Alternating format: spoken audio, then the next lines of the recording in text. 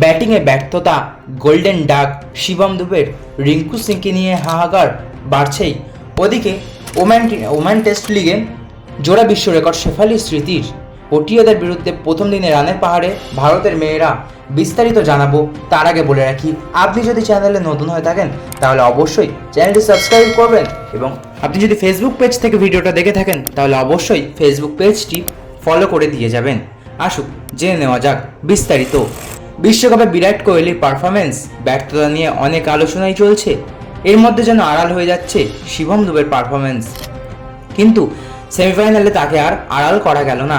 শিবম দুবে নিজের ভূমিকায় ব্যর্থ। ফিনিশারের মতো স্ট্রাইক রেট নেই, হাতে গোনা ম্যাচে রান করেছেন, বোলিং করানো হয়েছে একটি মাত্র ম্যাচেই। সবকিছু ঠিক থাকলে বিশ্বকাপের মূল স্কোয়াডে দেখা যেত রিঙ্কু সিংকে। ভারতের শেষ দ্বিপাক্ষিক টি-20 সিরিজেও দুর্দান্ত খেলেছিলেন। রোহিতের সঙ্গে একাধিক মহাকাব্যিক বিধ্বংসী জুটি বেঁধেছিলেন তরুণ রিঙ্কু সিংকে নিয়ে উচ্ছ্বাসে ফেটে পড়েছিলেন টিম ইন্ডিয়ার ক্যাপ্টেন। তবে বিশ্বকাপের মূল স্কোয়াডে জায়গা হয়নি রিঙ্কুর। 4 স্পিনার একটা কারণ, মূল কারণ অবশ্যই হার্দিকের ব্যাকআপ, একজন পেস বোলিং অলরাউন্ডার। আইপিএলে ইম্প্যাক্ট প্লেয়ার হিসেবে ছাপ ফেলেছিলেন শিবম দুবে, তার উপরে ভরসা রাখা হয়। এখন কি হাত কামড়াচ্ছে ভারতীয় টিম ম্যানেজমেন্ট? বিশ্বকাপে বিরাট কোহলির পারফরমেন্স, ব্যর্থতা নিয়ে অনেক আলোচনাই চলছে। এর মধ্যে যেন আড়াল হয়ে যাচ্ছে শিবম দুবের পারফরমেন্সও। স্ট্যান্ড বাইতে জায়গা হয়েছিল রিঙ্কু সিংয়ের। প্রতি ম্যাচের আগেই দলের সকলের মতো একই তাগিদ নিয়ে প্র্যাকটিস করেন। ম্যাচে মাঝে মধ্যেই জায়ান্ট স্ক্রিনে দেখা যায় তাকে স্ট্যান্ডে বসে দলকে চিয়ার করছেন। টিম জার্সিতে নয়, ভারতীয় ক্রিকেট প্রেমীদের হাহাকার যেন বাড়ল সেমিফাইনালে। বিরাট কোহলি শুরুতেই আউট, ঋষভ পন্ত এই ম্যাচে নজর কাটতে পারেননি। এর মাঝে অবাক করল টিম ম্যানেজমেন্টের সিদ্ধান্ত। শিবম দুবের আগে হার্দিককে পাঠানো হয়েছিল, তেমনি সূর্য আউট হতে জাদেজাকে পাঠানো হলো। তাহলে কি শিবমের ওপর ভরসা কমছে? হার্দিক আউট হতে পাঠানো হলো শিবমকে। ব্যাটিং অর্ডারের ডিমোশন, মাঠে ঢোকার সময় পিচ সম্পর্কে শিবমকে ইনপুট দিয়েছিলেন হার্দিক, কিন্তু কোথায় কি? সেমিফাইনালে গোল্ডেন ডাক শিবম দুবের।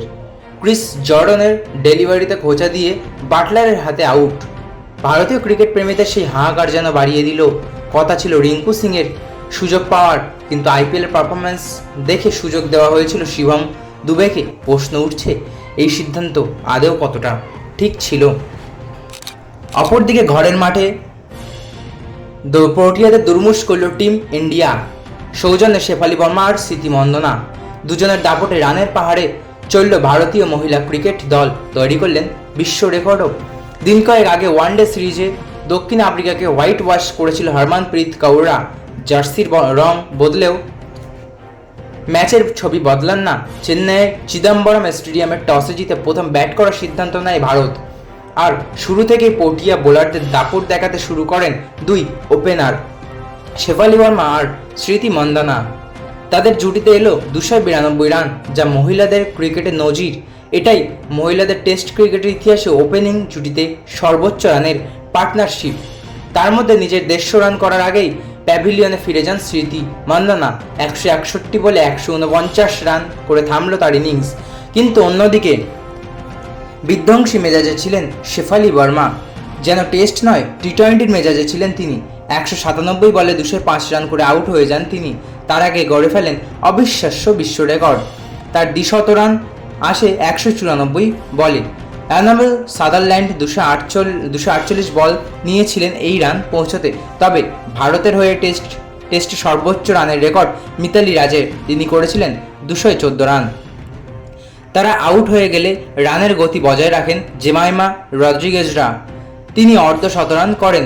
এখনও অপরাজিত রয়েছেন অধিনায়ক হরমনপ্রীত কৌর ও বাংলার রিচা ঘোষ।